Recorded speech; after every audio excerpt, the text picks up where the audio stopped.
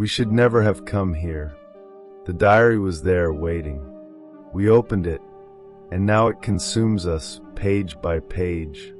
I don't know if anyone will believe me, but I need to tell you this. Not because I'm going to change anything, but because somehow I feel that it's the only way to get rid of the weight I carry. It was 2 months ago, but it still feels like I'm stuck there, that day in that cabin. Me, Emily, Harry, and Nick are inseparable, high school friends. We always went on trips together, but it was different. Everything seemed right at first, a secluded place, away from the hustle and bustle, perfect for relaxing. The cabin was listed for an absurdly low price, which became even more attractive. It was almost as if he was waiting for us. When we looked, the silence was so deep that it seemed to squeeze our breasts, but no one commented. It was just the beginning. The cabin had an old but cozy look, with old furniture and that smell of wet wood. The lake was a few meters away, so still that it looked like a glass mirror. While we unwrapped our things, Emily found the diary. It was on a table in the corner, as if it had been left there on purpose. The cover was worn leather, and the symbols engraved on it were almost alive. Emily loves these things, always curious, always poking what should be left alone. She opened it and began to leaf, laughing at the drawings and words in a language that no one recognized. At the time, everything seemed harmless, but there was a moment, maybe just a second, when we all felt something strange. A change in the air, as if the place itself was holding its breath. Something was wrong that night. The lake, which had seemed so calm before, had a presence I could not explain. I looked out the window before sleeping, and I swear he seemed closer, as if he had advanced towards us. I laughed at myself for thinking something so absurd, but the feeling was still there, like a weight on the back of my head. It was Nick who noticed the first reflections. He stood, looking at the water for a long time before saying, with a trembling voice, "These are not our shadows." The laughter that escaped me was nervous, automatic, but when I looked, I understood what he meant. The shapes in the water do not move like ours. They were longer, more distorted, and there were more of them than the four of us. Emily didn't seem worried. On the contrary, she was obsessed with the diary.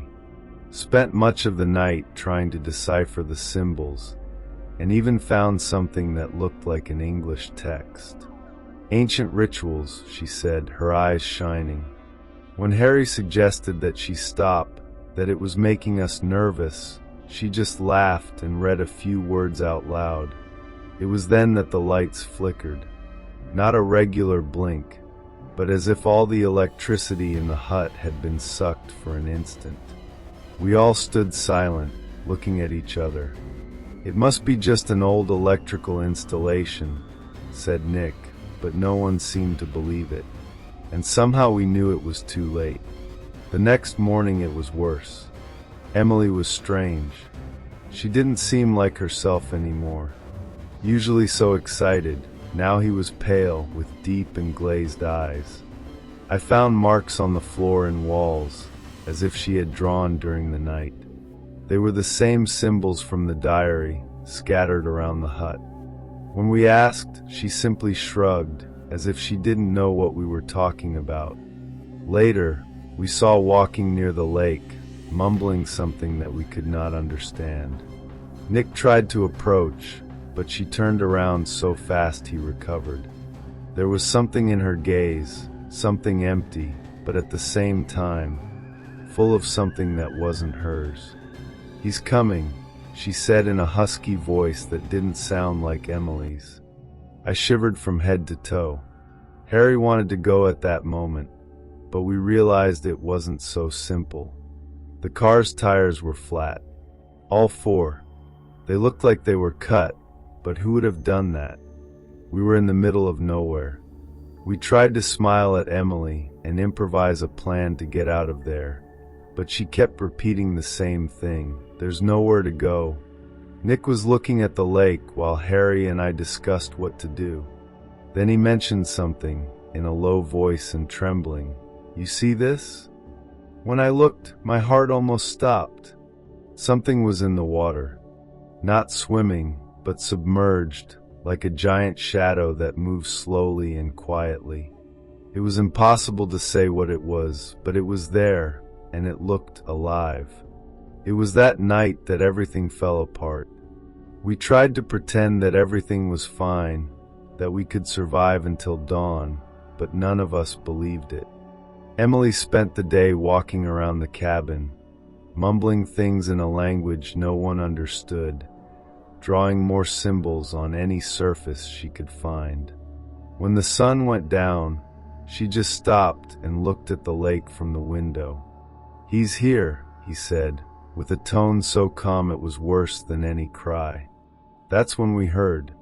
At first, it sounded like the wind, but soon it became clear that it was something much bigger. A deep sound, like an inspiration coming from under the earth, deep and impossible to ignore. Harry was the first to disappear. One moment he was with us, trying to barricade the doors and windows. Next we heard a snap, and he went away. Only found his boots, leftovers on the threshold of the front door, still wet. There were no footprints going to the lake or to the forest. It was as if he had been torn from the place where he was. Nick started to panic, saying we got out of there, but the truth is that there was no way. When we tried to open the door, it didn't move. Not even with all the strength we put in. We were stuck. It was then that we realized that the diary, now opened on the table, had pages that we had never seen before, with new messages written by hand. You always belong to him. After that, everything got out of control. Nick started banging on the walls, shouting he didn't want to die there. I wanted to help him, but my feet are stuck on the ground.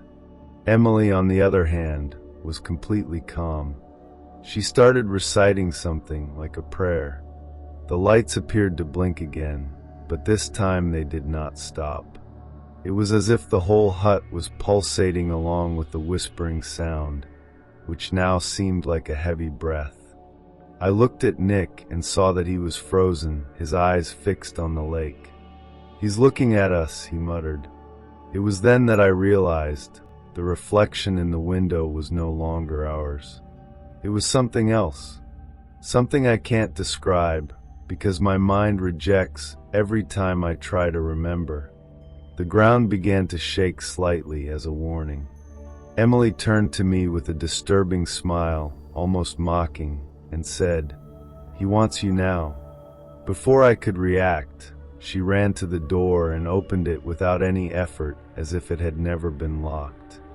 The outside was different, heavy, damp, with a metallic smell that burned my nostrils. Nick starts to run after her, but something pushes him back. There was nothing visible in him, but I saw him being dragged to the corner of the room, his cries echoing through the hut. When I tried to move, something inside me said stop, as if any movement was the final invitation. That's when I saw Emily in the lake. She was standing on the shore, staring at the water. I called her, but she didn't react. The sound coming from the lake was now deafening, almost like a constant scream, but without any emotion, just empty. Suddenly she came in. She did not walk, she did not hesitate. She just sank, as if the water had tried to pull her. I stood still, not knowing if I was running or following, but my legs did not move. Nick kept screaming, but his voice was getting weak, muffled. I looked at him and saw something that freezes me for good: shadows. They were moved around the hut, not as if they were reflections, but as if they needed to be. They seemed to observe, to feed on our despair. Then everything was quiet. Nick was no longer there. The corner where he had been dragged was empty, but the ground was wet, as if he had been carried by the lake without even leaving the hut. Alone, or at least I got it. The diary was on the table, its pages turning secretly, as if an invisible wind were going through them. I didn't want to look, but my eyes were drawn. The last page had only one sentence: "You are the last." The hut began to shake, the lights exploded, and then everything went dark. I don't know how I got there, but on the lake shore. He was there, motionless, waiting. And now I know what he wanted. Not my body, not my soul. He wanted my sanity. I think I got it. Haunted lake. It was just a reflection in the water until it started to move. And now he's calling us. I was never the kind of person who believes in legends or scary stories. But what happened that day at Lake Werner completely changed my view of things. We were in a group of 5, me, my girlfriend Clara, my brother Lucas, and 2 friends, Danny and Felipe. The idea was to spend a quiet day away from the city, having a snack by the lake. The place was famous for being beautiful but isolated, and it was exactly what we were looking for. No one divulged the dark history of the lake until we were almost there. It was Danny who brought this up, laughing a bit, saying something like, "You know that they say that the lake has already taken people, right?" We laughed too, but something like the way she spoke to me made me uneasy. When we arrived, the first thing I noticed was silence. It was not a pleasant kind of silence, but something dense, as if it were heavy. The lake was beautiful, with a water so calm that it seemed a perfect mirror. Clara was the first to notice the reflections. "Look how sharp we look in the water," she said. But there was something strange. The reflexes were delayed. When we raised our hand or shook our head, the reflection seemed to take a second to follow. At first, we found it funny. Danny even jokes, saying that the lake should be cursed. But as the day went by, this strangeness was becoming impossible to ignore. I remember looking at the water and having a clear feeling that something was watching us. It's not a margin, but from within. As we prepared the snack, Lucas started throwing pebbles into the water, trying to make them stay on the surface. It was then that we realized something that gave me chills. The ripples in the water disappeared too fast, as if the lake signed. It was like throwing something into the sand. Everything was swallowed up in seconds, leaving the surface smooth, immobile, as if nothing had happened. Clara commented that it was strange, but Felipe, trying to keep the mood light, said it should be something natural. The problem is that nothing in that place seemed natural. The feeling of being present increased every minute. It was as if we had crossed an invisible line, something that we should not have done. When we decided to take a walk along the shore, it was when everything started to get really weird. Danny drew our attention to something in the water. There were reflections there, but they weren't ours. We were all standing still, and even then the silhouettes in the lake kept moving slowly. They looked like human shadows, but distorted, elongated, as if the lake itself was molding. No one could speak. Looking for a few seconds, it seemed hours until Clara whispered, "Let's go." At that moment, it was what we all wanted, but something held us back.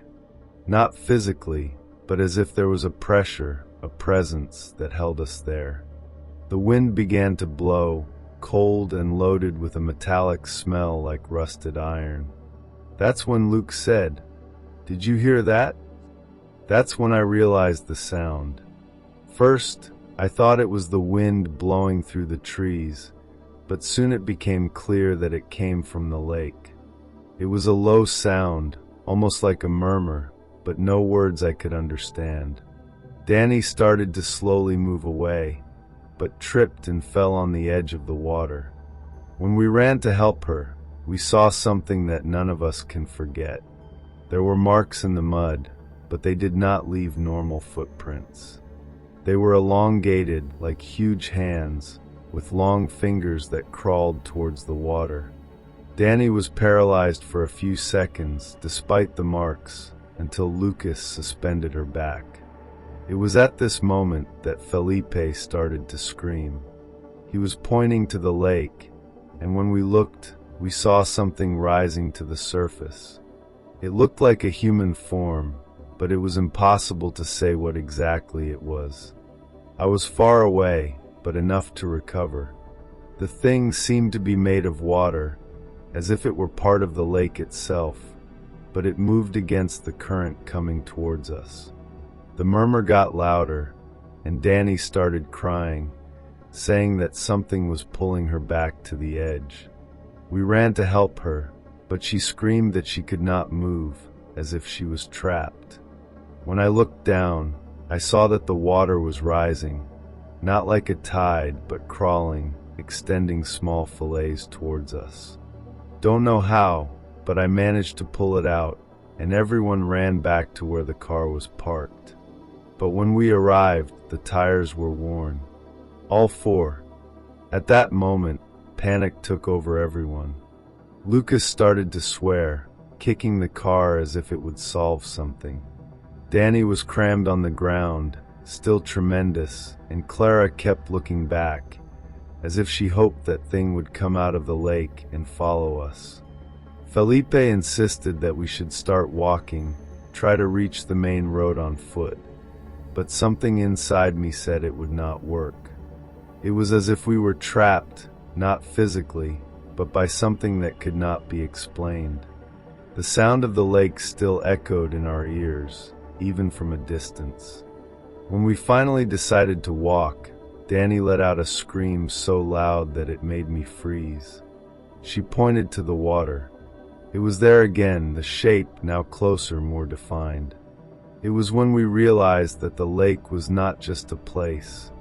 It was alive, or maybe something inside of it was. No matter how much we ran, the murmur did not go away. And then something even worse happened. As we crossed the trail, Philip stopped suddenly. He was pale, staring at a spot in the woods. "Are you selling?" he muttered, an almost inaudible voice. When we looked, we saw a shadow among the trees, a human figure that should not be there. It seemed that someone was watching us, but not moving.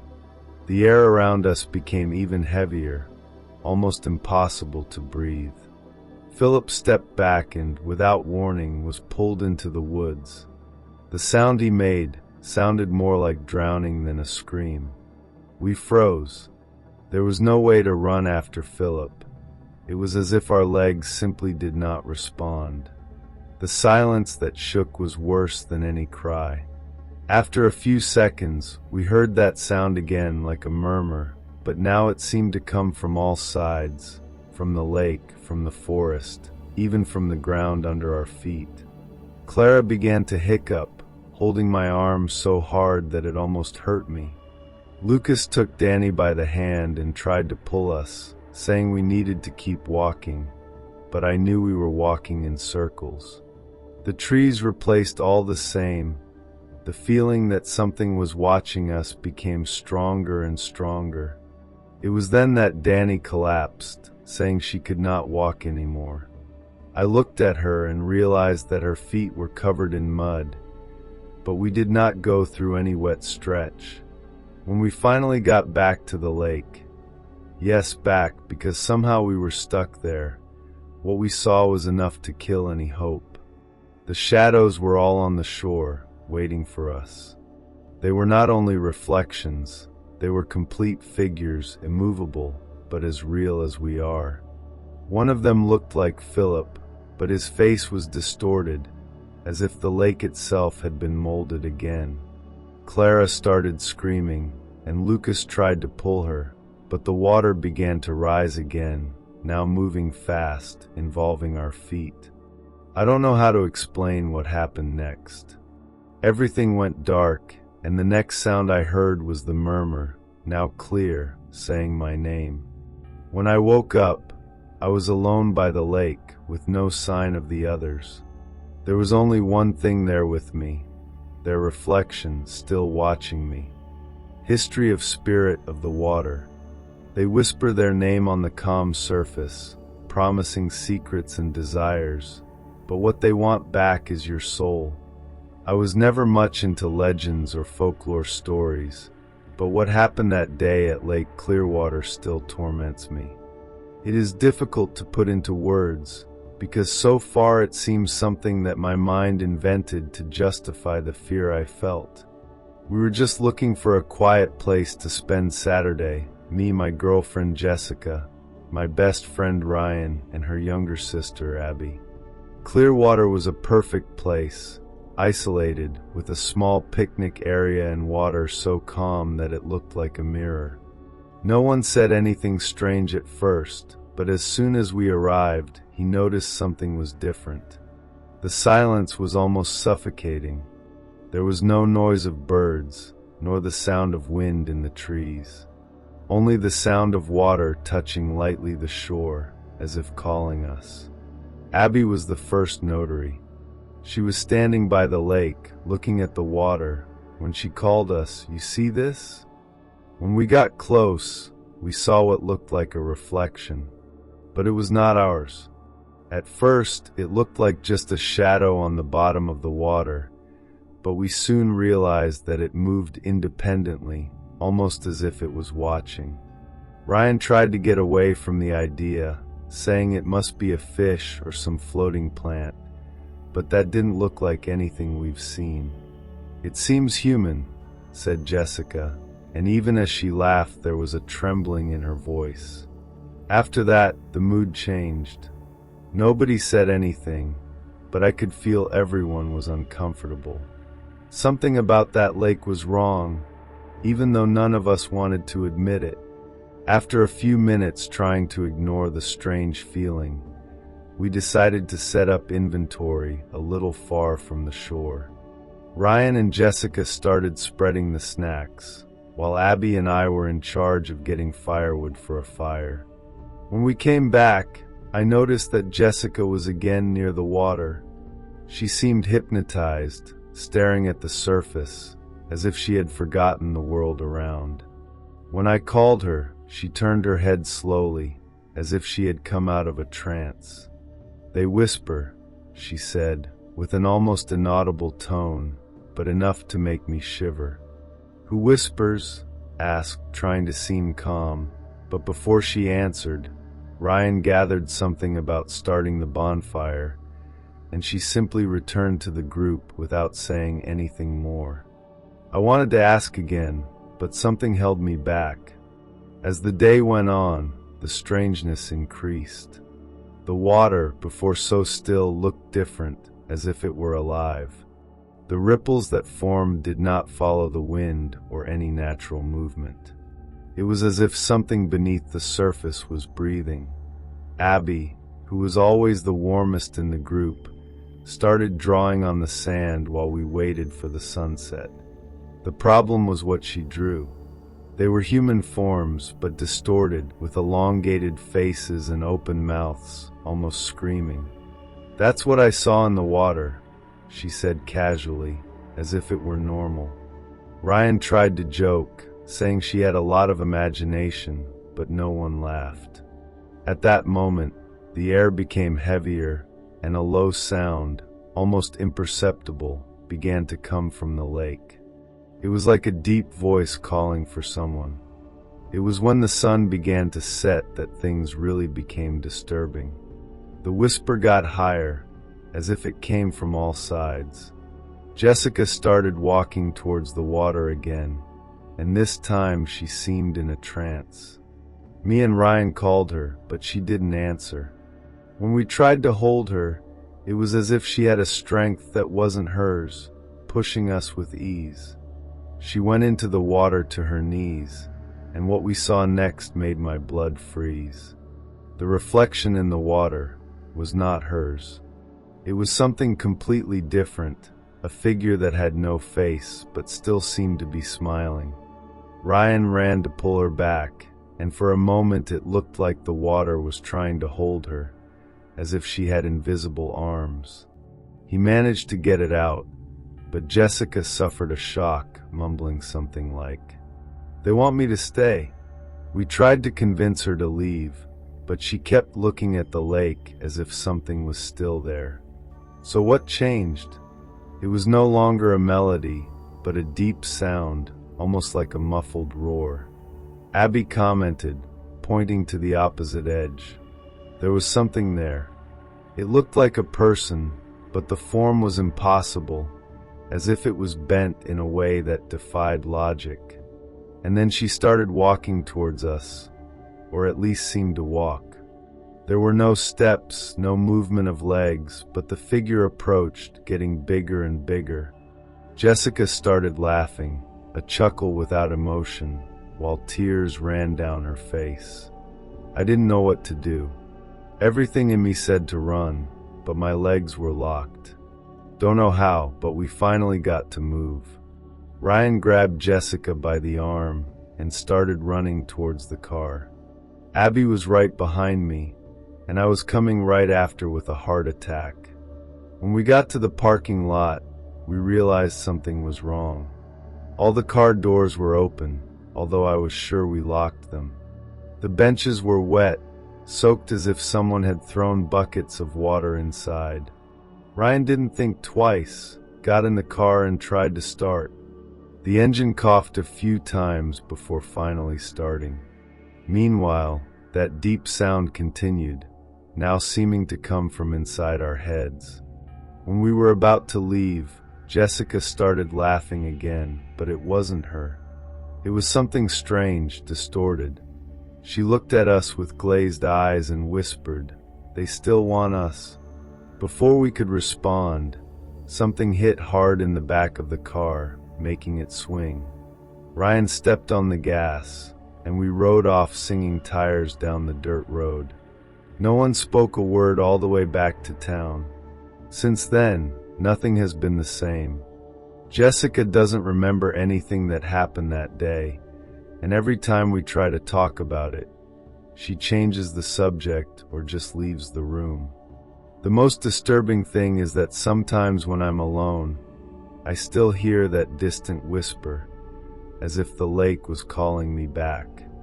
Paranormal events in a secluded cabin. The hut may be empty now, but it doesn't forget its visitors. Will you be next? I have never been the kind of person who is easily impressed. I always liked exploring abandoned places, and the idea of spending a night in a secluded cabin seemed more exciting than scary. It was supposed to be something simple, me, my brother Ethan, and two friends, Tyler and Megan. The cabin was in the middle of the forest, about 2 hours' walk from the main road. Megan found the place on a forum about lost places and insisted it would be an adventure. When we arrived, the place looked even older than in the photos. The wood was worn, with parts of the structure already tilting, and there was a strange feeling of abandonment, as if the hut was not only old but forgotten. Even the forest looked different there, denser, almost suffocating. Getting in was easy. The door was unlocked, which should have been our first sign to turn around. But, of course, no one wanted to admit that they were afraid. Inside, the smell was what you would expect from a place like this, mold and rotting wood. The floor creaked with every step, and the sunlight that came in through the dusty windows created strange shadows on the walls. Ethan found a ladder that led to a basement and, without thinking twice, went down with the cell phone flashlight. I hesitated, but when he shouted, "You need to see this," we all went down.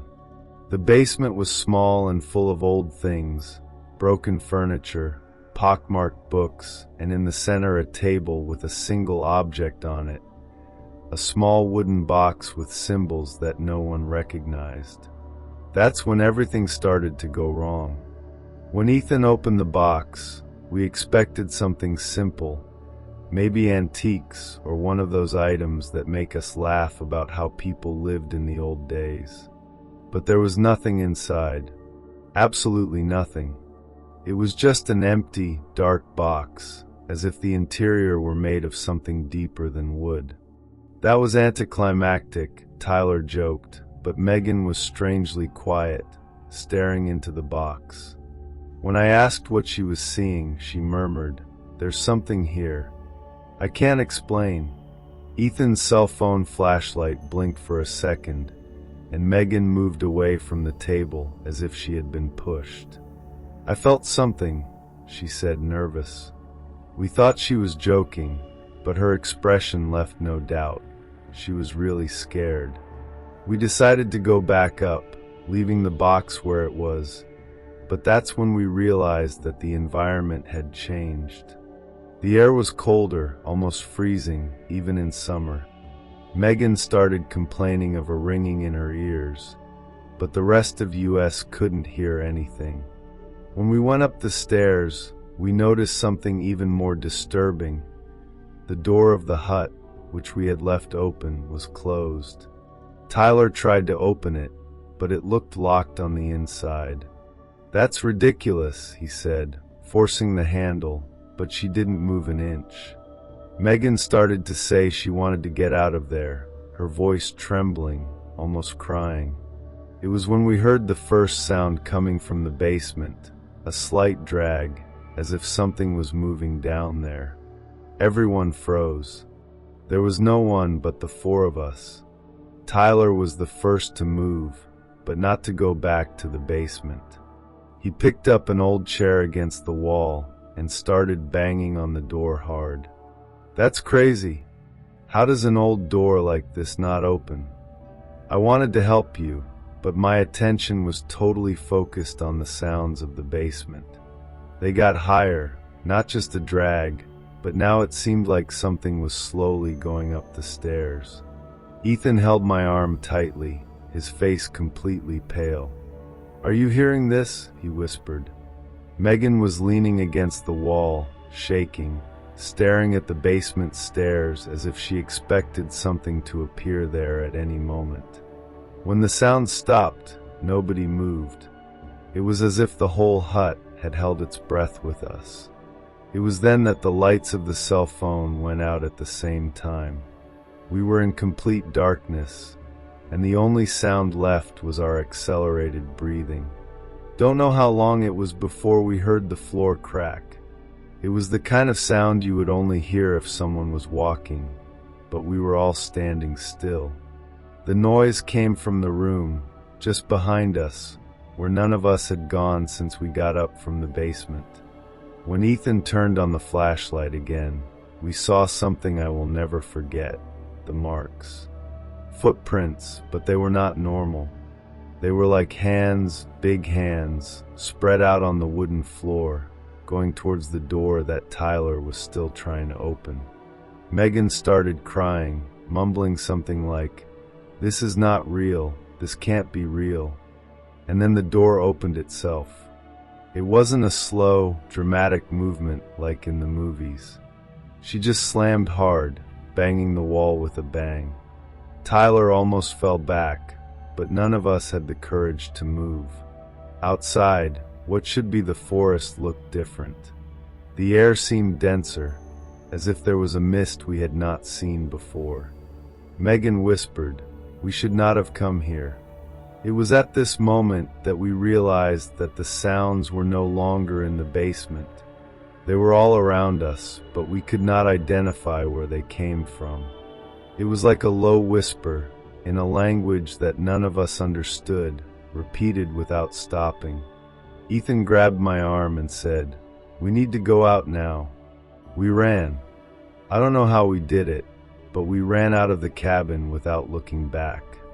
The problem is that, no matter how much we were moving, it seemed that we were not moving away.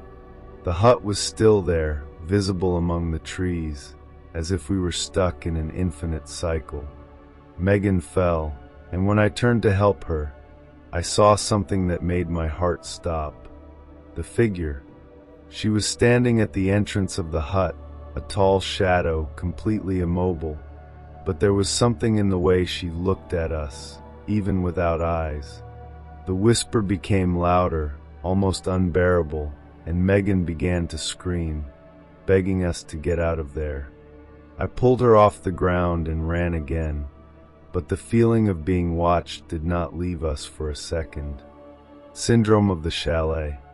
Isolated or not, you will always hear the sound of footsteps behind you, especially if you pay too much attention. When I decided to spend a week alone in my family's cottage, the idea was simple: escape from the chaos of the city, disconnect, and try to put your head in place. The place was isolated, in the middle of a dense forest in Vermont, and to be honest, I always felt kind of uncomfortable with the idea of being there alone. But my life was a mess. The work, the recent breakup with my girlfriend, everything seemed too much. I thought absolute silence would be exactly what I needed. I arrived there on a cold November afternoon, and the cottage was as usual, old but cozy. It was the kind of place that had its charm, with wooden furniture, a wood stove, and large windows overlooking the forest. Only that, from the moment I walked in, I felt like something was wrong. I can't explain, but the air seemed heavy, as if the chalet itself did not want me to be there. On the first night, everything was relatively normal. I lit the fire, cooked something simple, and stayed reading until late. The silence was absolute, what I expected, but at the same time it seemed exaggerated, as if the world outside had disappeared. It was only when I went to bed that things started getting weird. I was almost falling asleep when I heard a sound coming from downstairs. It was weak, like the creaking of a board, but enough to wake me up. I stood still, trying to hear better, but there was nothing else. I thought it could be the wood of the house adjusting to the cold, or perhaps my imagination. But when I went down the next morning, I found something that made me uncomfortable. The curtains I had closed the night before were open, and I knew that I had closed everything. The next morning, I tried not to think too much about the curtains. Maybe I forgot to close them, or maybe the wind has moved them, even if the windows were locked. Went to the kitchen, made coffee, and tried to concentrate on the reason for being there, relax, organize my thoughts. I spent the day walking along the trail around the chalet, but the feeling of discomfort did not go away. It was as if he was being watched all the time. When I stopped to rest, I felt the weight of a different silence, almost oppressive. The forest seemed alive, but not in a beautiful way. The trees seemed to be tilted towards me. The leaves whispered even without wind, and every time I turned quickly, I thought I would see something watching me. But there was never anything, at least not that I could see. When I returned to the cottage, the sun was setting, and the orange light made everything seem more strange. I opened the door and immediately realized that something was out of place. The dining table, which was against the wall, was in the center of the room. I stood still, looking, trying to remember if I had moved the table myself, and simply forgot. But it didn't make sense. There was no reason for me to do that. I tried to convince myself that maybe I was too tired and my mind was playing tricks on me. I put the table back in place and went to light the fire. It was only then that I realized that the fireplace was full of ashes, but I had not lit a fire in it since the night before. The feeling of being watched came back with full force, and I could no longer ignore it. Something was wrong, and I knew it. That night, things got worse. It was after midnight, and I couldn't sleep. Every little sound sounded amplified. The clapping of the boards, the sound of the wind passing through the cracks of the window. Everything seemed to be moving around me, even if nothing moved in fact. So I heard.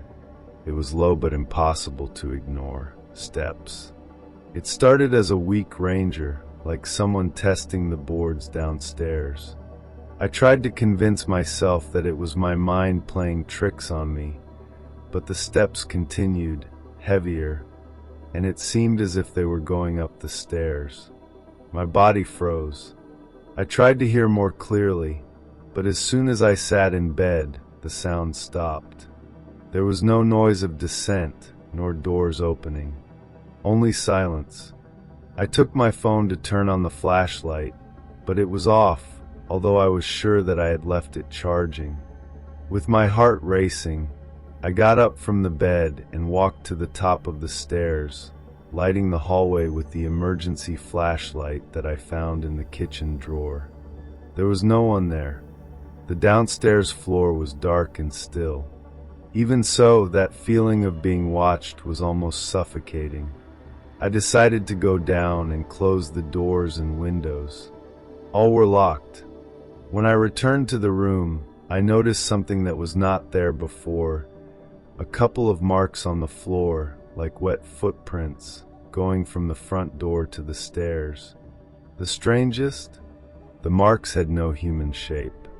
They looked like big hands, with long and disproportionate fingers.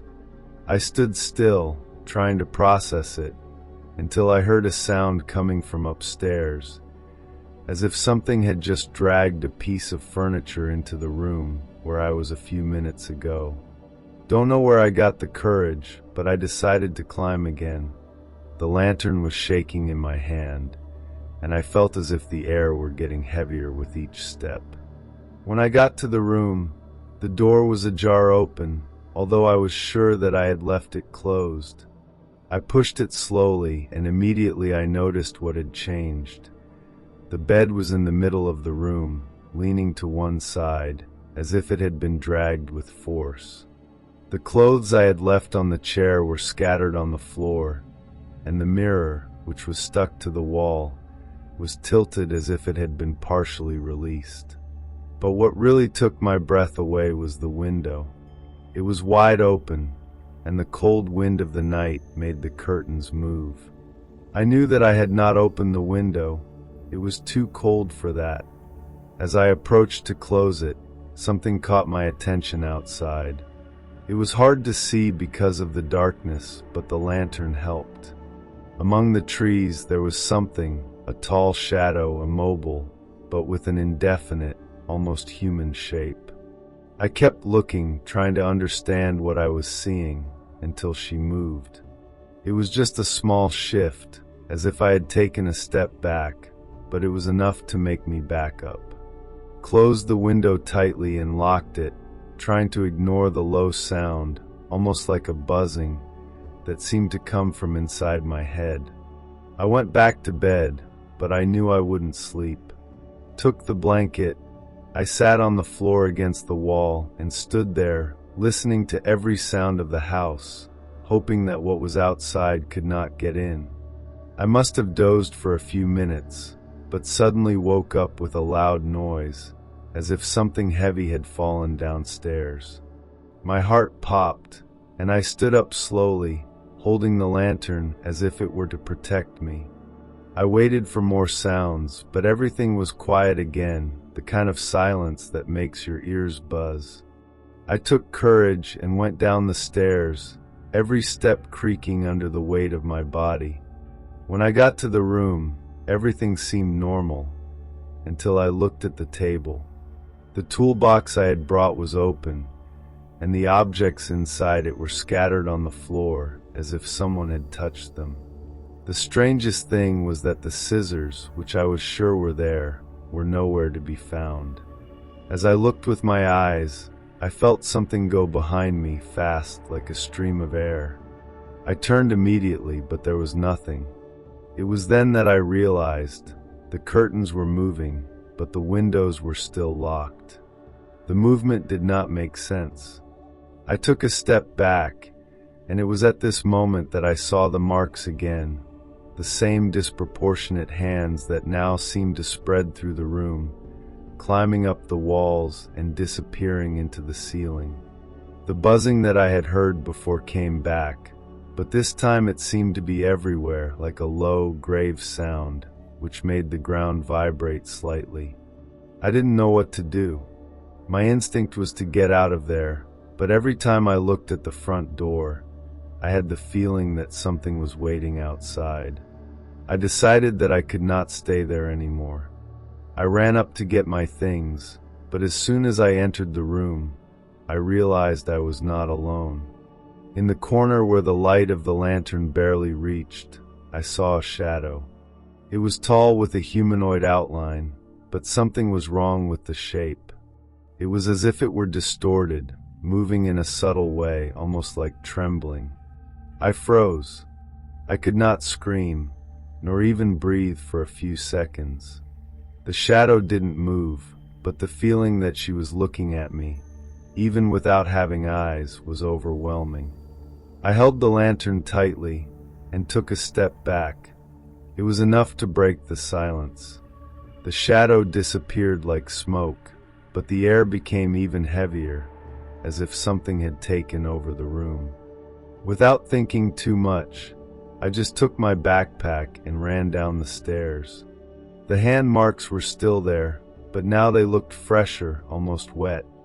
When I arrived at the door, it was open, as if inviting me out.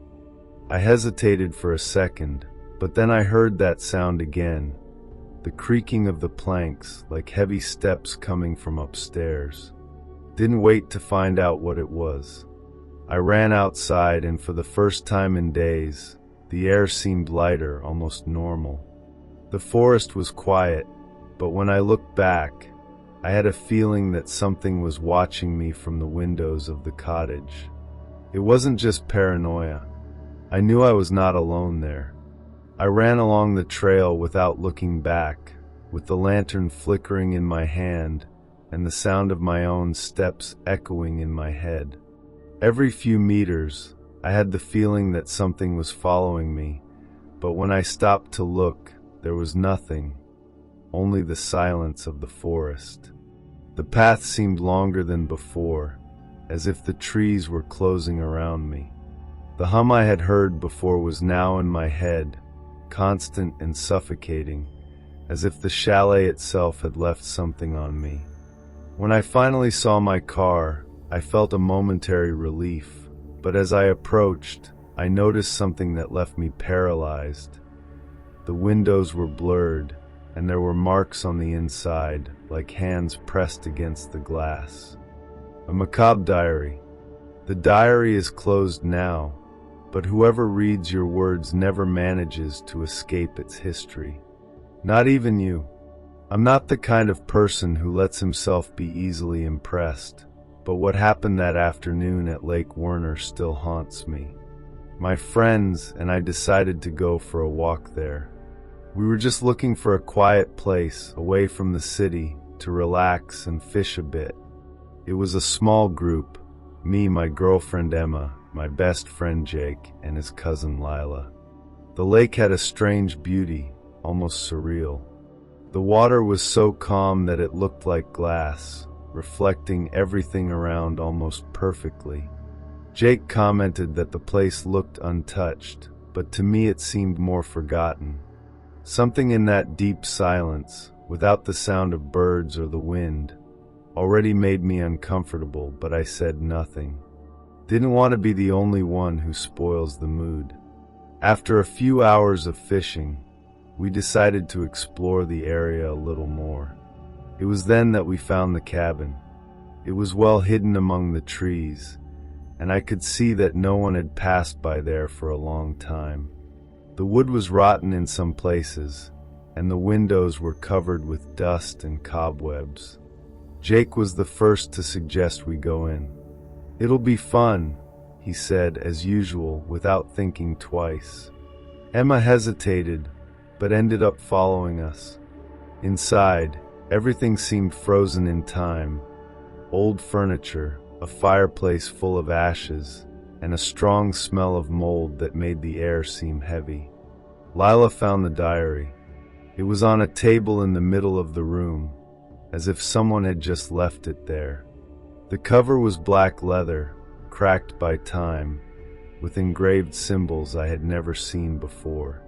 And that's when it all started. Jake, being Jake, got the diary before anyone could say anything. "Look at that, it looks like old stuff," he said, flipping through the pages without any concern. The smell of old paper became stronger, almost nauseous, and soon we realized that the diary was full of drawings and disjointed words. There were distorted human figures with elongated faces and bodies in impossible positions, as well as symbols that did not seem to belong to any language I knew. Emma asked him to stop, saying it was too weird, but Jake just laughed and continued. "It's just scribbles," he insisted, turning over more pages. That's when he started reading out loud. The words made no sense, but sounded wrong, almost unpleasant to hear, as if they were said in a forgotten language. After he finished reading, the silence in the hut seemed to change. I can't explain, but the place seemed darker, tighter, even with light coming through dirty windows. Lila started to say she felt cold, even though it was hot outside. That's when Emma noticed something strange. "Guys, did you hear that?" We all stood still, trying to hear, but there was nothing but the muffled sound of the wind outside. Even so, I felt, and I know they also felt, something was different. When Jake tried to close the journal and put it back on the table, we noticed that the pages seemed glued together. He pulled hard, and one of the corners tore. At that moment, the sound Emma mentioned became clear. It was like a long and deep sigh coming from somewhere very close. After that sound, no one wanted to stay in the cabin anymore, but we also did not want to admit that we were scared. Jake dropped the diary on the table, murmuring something about it being bullshit, and we left quickly. The feeling of relief when stepping out of the cabin was instantaneous, but it did not last long. As we walked back to the lake, I began to notice that the environment around us was different. The trees seemed denser, as if they were closing the way, and the absolute silence of the forest seemed alive. Emma held my arm and said softly, "I feel like someone is following us." I looked back, but there was nothing but the shadows of the trees. Even so, the feeling of being watched was almost unbearable. When we got back to the lake, we thought we were safe, but then Lila pointed at the cabin. The door, which we had left wide open, was now closed. Not just closed, but locked, with the window next to it covered by something dark, as if someone had blocked the view from inside. "Do you think there was anyone else there?" Lila asked, her voice trembling. Before we could answer, Jake started laughing nervously, saying it was a coincidence, maybe the wind. But Emma wasn't convinced. She pointed to the water, and when I looked, I felt a cold rising up my spine. The reflection of the lake showed the cabin, but it was not the same cabin that we had just left. The windows shone with a reddish light, and there was a shadow on the door, motionless, watching us. Jake tried to break the mood with jokes, but no one was in the mood for laughter. The shadow on the door seemed to be fixed on us, even from a distance. Emma insisted that we should leave immediately, and for the first time, Jake did not argue. When we started to collect our things, we realized that the diary was no longer in the hut. It was there on the lake's edge, open in a page full of circular drawings and stains that looked like dried blood. Nobody wanted to touch it, but at the same time it was impossible to ignore it. Then Emma said something that made me freeze. I remember this drawing. He was on the page that Jake tore. Jake denied it immediately, but it was obvious that he was as scared as the rest of us. Jake tried to break the mood with jokes, but no one was in the mood for laughter. The shadow on the door seemed to be fixed on us even from a distance. Emma insisted that we should leave immediately, and for the first time, Jake did not argue. When we started to collect our things, we realized that the diary was no longer in the hut. It was there on the lake's edge, open in a page full of circular drawings and stains that looked like dried blood. Nobody wanted to touch it, but at the same time it was impossible to ignore it. Then Emma said something that made me freeze. I remember this drawing. He was on the page that Jake tore. Jake denied it immediately, but it was obvious that he was as scared as the rest of us. As we decided what to do, the wind began to blow suddenly, lifting up the pages of the diary. The sound was strange, as if someone was turning the pages hard, but no one was near. Lila started crying, saying she didn't want to stay there anymore. When we finally decided to leave, the environment seemed more oppressive, as if the air was heavier. It was then that we realized that the trees around the lake were not the same as before. They looked crooked, with branches that leaned towards us, almost like arms. When we started walking the trail back, the diary was still there, but this time closed, with the cover facing directly to us, as if he expected someone to take it.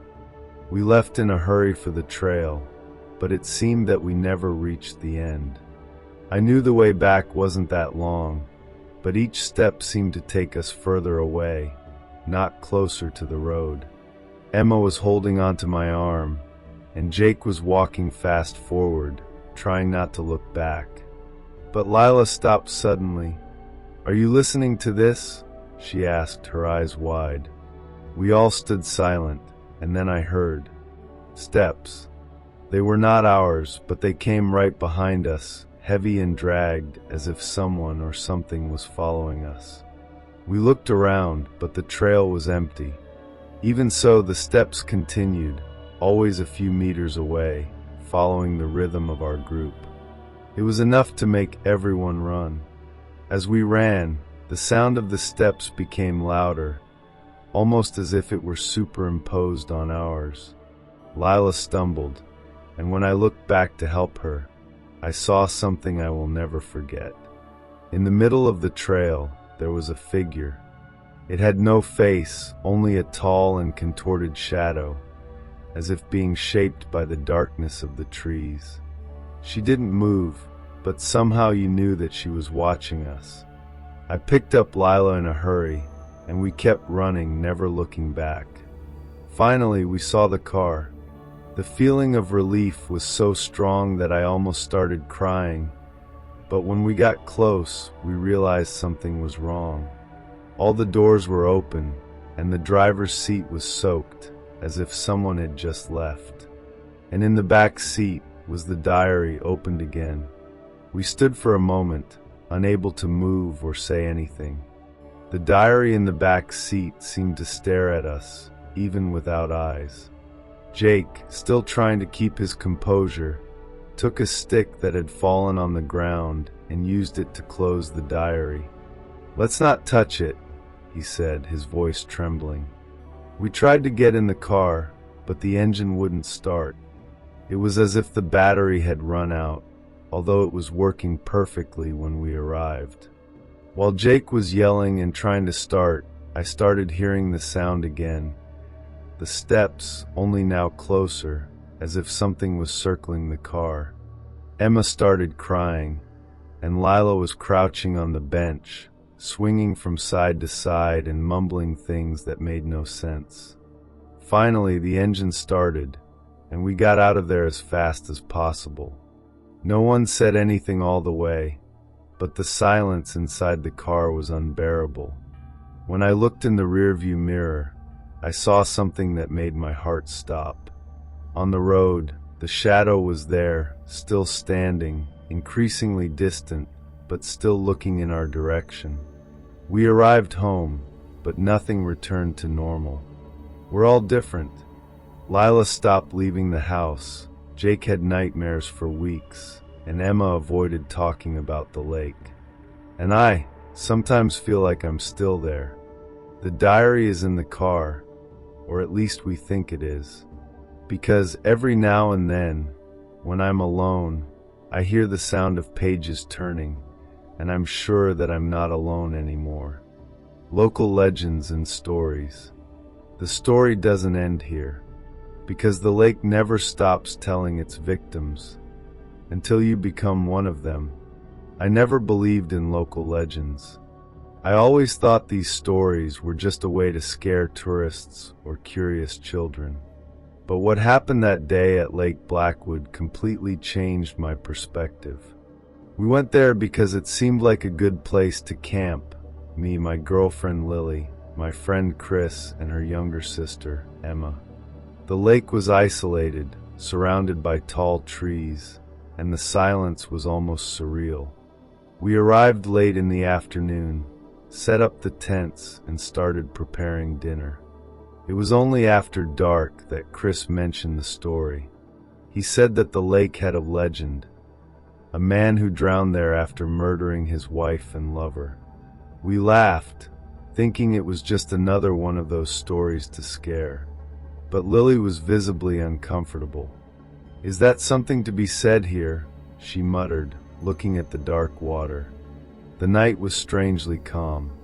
There was no wind, no sound of crickets or frogs, only the occasional sound of water crashing on the shore. As we sat around the campfire, Emma asked if anyone knew the details of the story. Chris said the man was supposedly a local farmer who found out his wife was cheating on him. He took her to the lake and killed her with an axe, then did the same with his mistress. The problem is that he slipped while dragging his body into the water and ended up drowning too. The body was never found. They say he's still there, waiting for more victims, Chris added, laughing. That was the moment we heard the first sound. It was a creeping noise from the lake, as if someone was pulling something heavy. When we heard the sound, everyone froze. Lily was the first to break the silence. "Did you hear that?" she whispered, looking towards the lake. Chris, trying to keep the mood relaxed, laughed nervously. "It must be an animal or something," he said, but no one seemed convinced. Took the flashlight and pointed at the water. The surface was calm, but there were marks on the shore, as if something had really been dragged there. Emma approached slowly and pointed to a point further ahead. "What is that?" When we lit up, we saw something shining in the darkness. It looked like a piece of metal, maybe a rusty tool, but it was hard to say. "Leave that," Lily said, almost begging. But Chris, of course, didn't. He went over there, took the object, and returned to the fire. It was a piece of chain, heavy and wet, as if it had just come out of the lake. After Chris put the chain on the floor, the mood got weird. The fire, which had been burning strong, began to decrease, as if the air was being sucked around us. It was when Emma commented something that made me shiver. "It seems to be getting colder." And I was. The heat of the fire didn't seem to work, and the silence got even heavier. Lily yelled. She was looking at the water, and when we turned around, we saw what frightened her. A figure, tall and indistinct, standing on the shore of the lake, motionless. Couldn't see the details, but it was humanoid. Chris tried to laugh again, but his voice failed. That must be a shadow or something. Only that the figure did not move, and when the flashlight was lit directly, it simply disappeared, as if it had never been there. After the figure disappeared, no one wanted to admit it out loud, but everyone was scared.